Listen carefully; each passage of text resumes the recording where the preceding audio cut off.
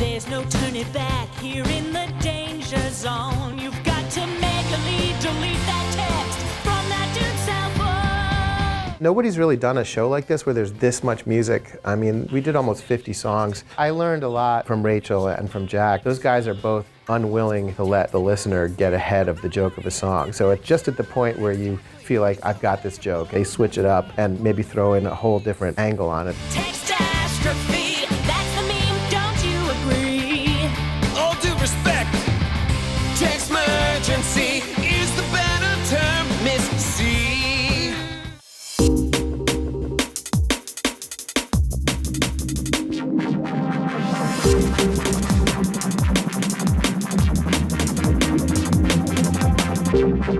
The CW's Crazy Ex-Girlfriend stars Rachel Bloom as a lawyer who gives up her home in New York to follow an old crush to West Covina, California. Each episode has at least 2 songs, and it takes a whole music department to get them ready for showrunner Aline Brosh McKenna. This includes Bloom, Jack Dolgan, and our guests, songwriter Adam Schlesinger and music producer Stephen Gold. I just imagine like you just receiving a note that says, heavy boobs, for example, and you have to take it from there. I got them heavy boobs, dance like dying stars. I got them heavy boobs, I can't run real far. Rachel had a lot of the songs mapped out, not mapped out, but at least song placement of what the song will be about and maybe some lyrical ideas. A toddler's head now bitching about my boobies, they look super flying shirts. But if I swung them in your face, you'd be like, oh my God, that hurts. I think that was one of the few songs where she had the song before she had the episode. And Aline loved the song so much, she's like, we're gonna just figure out a way to get to that song. Right around it. Yeah, I mean, which is not really how this show was put together in general, but that song was like, all right, we gotta have that song. How do we get to it? But when I go to bed at night,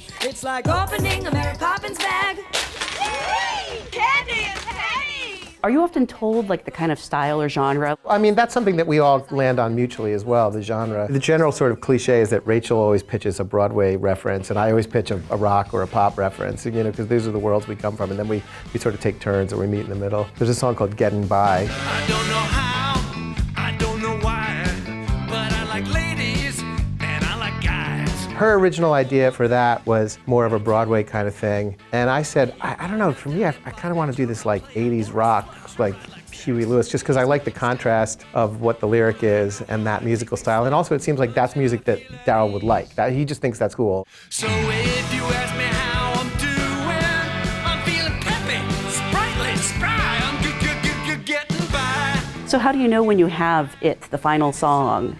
I think something happens with songs where if something's working, it's sort of immediately obvious. When we're all kicking around an idea and it's not clicking or we're arguing about it, it's sometimes better to just step back and do something else, and then everyone immediately is like, oh yeah, that's better. I mean, there's a song called Settle for Me, which is one of my favorites. When we're together, I feel so grand. And Rachel actually had the idea for that song, and her melody was sort of like, settle for me, na na na na na na na na na na na. It was like and it was nice, but I kind of went back to her and pitched a different melody, which is kind of in that same Cole Porter sort of world, but it was a little bit jauntier or something. It's like, settle for me. Settle for me, darling, just settle for me. Better for a soft chew. Yeah, a little better for the rhythm of dancing to Like it. a Fred Astaire, Ginger Rogers. Yeah, stuff, and I felt like it was a little perkier, and she liked it right away, so she said, yeah, let's do that. Sugar jugs, I'm so bereft. Demeaning terms are all that I have left of my masculinity, so settle for me. I love my daughter, but not in a creepy way. Oh yeah. That one went through so many changes from S&P because it was too creepy. 'Cause I love my daughter, but not in a creepy way. Though I realize father-daughter love comes off that way. So the first draft of that song, it was very, very funny, but the joke was basically like, I love my daughter, but I'm not a pedophile. And then after listening to the song, you're like, oh, but you are, though. So then it just became eventually more about, he really is struggling to express these feelings that a father has for his daughter. And I don't want to be creepy about it. He can't figure out how to say it, and he keeps realizing that he's sounding creepy, but in the end, you don't think that he's creepy. You just think that he's a nice dad who's having trouble articulating. I love the season finale, you know. Aunt Myrna. Yeah, Oh, yeah.